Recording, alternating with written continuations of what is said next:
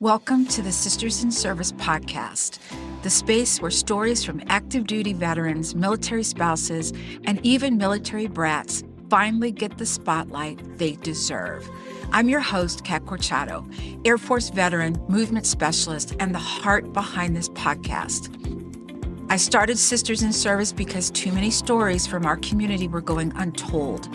Stories of resilience, transition, identity, and the strength it takes to serve and to thrive beyond the uniform. This podcast is about connection, empowerment, and reminding each of us that our service didn't end when our military chapter closed. It simply evolved. Sisters in Service is proudly sponsored by Fit for Life Alliance, a space where people are committed to feeling better in their bodies every single day, and by My Sexy Business, where you can own a business that doesn't own you.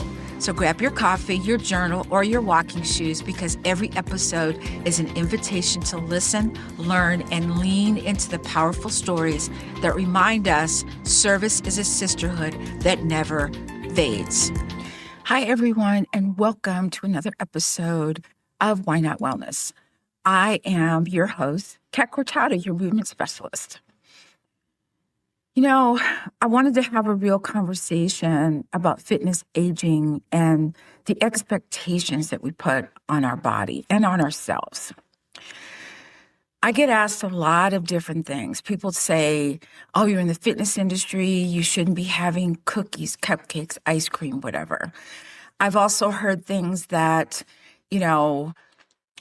people think that I should be excited to work out every day. I can't wait. No. No, and no. Because I've been in the fitness industry, I do not wake up every day excited to work out. I just don't. If you think longevity in fitness equals nonstop motivation, gold stars, and perfectly planned workouts, let me just gently put that idea to bed. What I do wake up with is a commitment. I understand what exercise does for me. I get that ROI, that return on investment, when I do work out. I do understand that. And so I wake up with this commitment, perspective, and a very clear understanding that movement has to fit into real life, especially as we age. And we're going to talk about the 11-minute workout in a minute, but let's get down to brass tacks. Motivation in and of itself is flaky. If you are waiting to be motivated to work out, it's not going to happen. It's not going to. I am motivated every day to take my vitamins, and you know what? It's fleeting. It just goes away. Even when my husband reminds me. He calls it a something service announcement, public service announcement, PSA. It doesn't matter how long you've been teaching, training, or moving. Some days, I don't know about y'all, but my body feels great, and some days it feels old and stiff and tired and just not interested in the plan I have to work out. And you know what the truth is? It's normal. As we age, fitness stops being about pushing harder and starts being about listening better to your body. Let me give you an example. How many times have you been sitting at your desk working, and your body's talking to you? You keep doing this with your shoulders. You keep stretching your neck, or you round your shoulder. That's your body saying, excuse me, we need to stretch. How often do you listen to that little nudge from your body? And what do you do about it? When I was younger, workouts were longer, louder, and more intense. More was always better. Sweat meant success. Soreness meant you did it right. And just FYI, I still like being a little sore because it just lets me know that I worked those muscles the way I was supposed to. I know it's weird, right? But that's just me. Fast forward a few decades, and now I ask different questions. What does my body need today? Does it need strength? Does it need stretch? Does it need just a gentle walk in the park without wondering about how many calories, wondering about my heart rate? What can I do consistently? And what will support my strength, mobility, and independence long term? And that's exactly why I talk so much about the 11-minute workout. And by the way, let me say this. People say, where'd you come up with 11 minutes? I was reading an article about how they had done this study, and it was about high-intensity interval training and how they did 11 minutes of interval training and everything that came with it and what the results were. And I was like, okay, I get it. And I kind of stopped in my tracks and I said, wait a minute.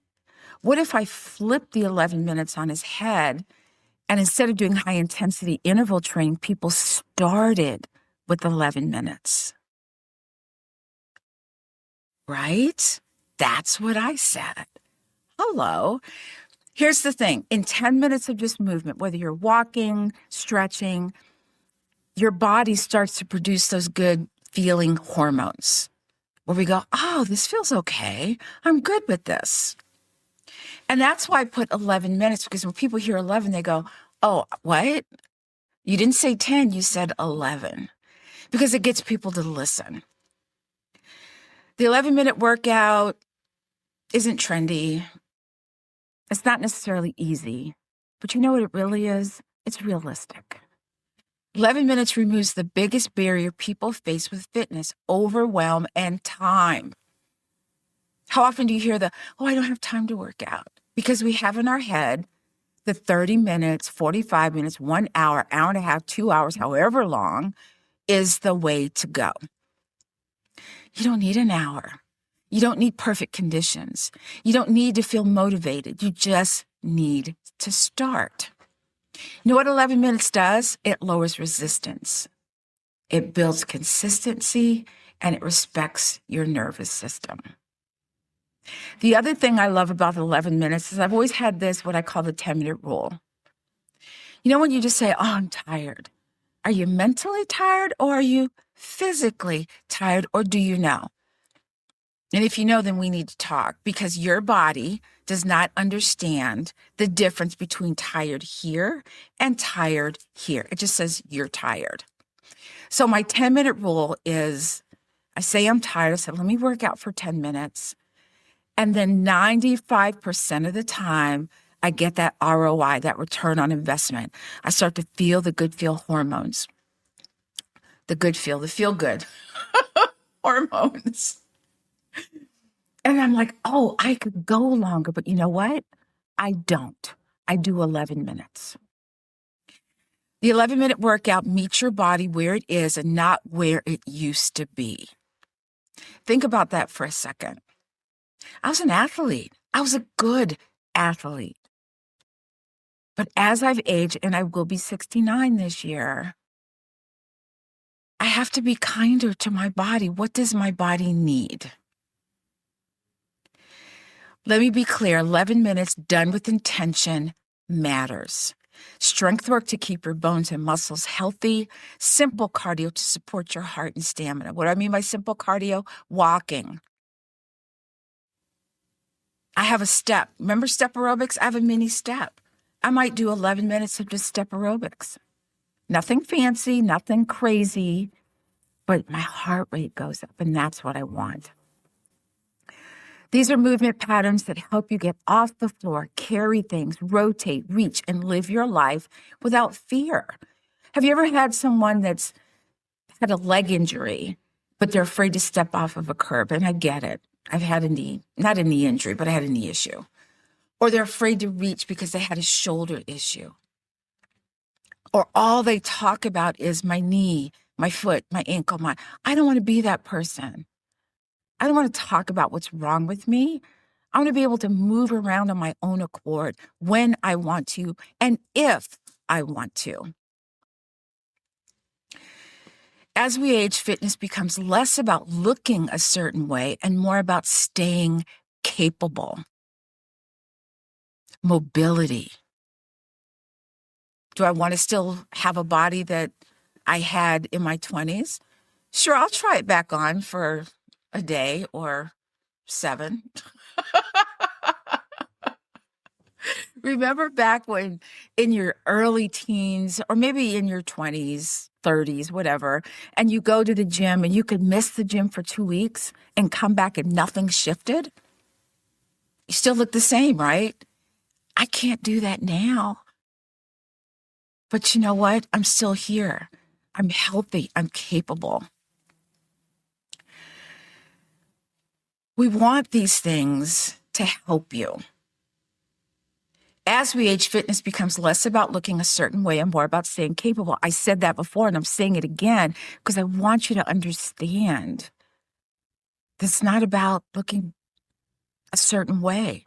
I want my waist to be this small, and my hips to be this, and my thighs to be this.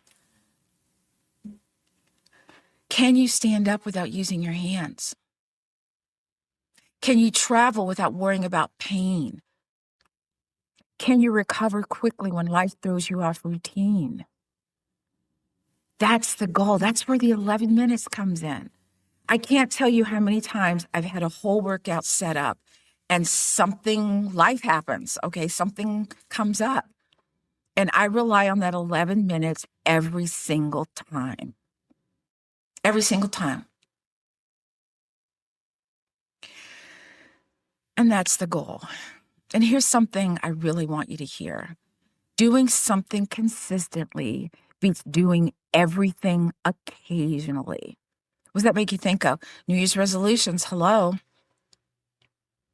How about we make a plan for your fitness instead of a list? 11 minutes becomes a gateway. Some days it stays 11 minutes, and some days it turns into more. But either way, you showed up. Not for me, not for other people. You showed up for you. And you know what showing up does? It builds trust with your body. Your body goes, I remember how to do this. And maybe it's not perfect. And you know what? It's okay. So building trust with your body. This is how movement becomes sustainable instead of exhausting. This is how you stay active for decades and not just for seasons. You don't need to punish your body to respect it. You don't need to love every workout to benefit from it. And I can tell you, in my community, I'm very upfront with the people who come to my class. I'm like, you know what? I'm not feeling this today, but we're going to do this anyway. That's why I have a no perfection policy. That no perfection policy isn't for just you, it's for me too. You just need a plan that fits your life right now. So if today you're thinking, if Kat doesn't feel like working out every day, maybe I don't need to beat myself up, you're absolutely right. Fitness evolves, you evolve, and that's a good thing. 11 minutes isn't a compromise, it's a commitment to consistency, longevity, and just living well. Meet yourself where you are. Move with intention. And remember, the goal isn't to be the same forever, it's to keep moving forward. So I'm Kat Corchado, your movement specialist. And I always say to my community, let's keep it moving. So until next time, let's keep it moving.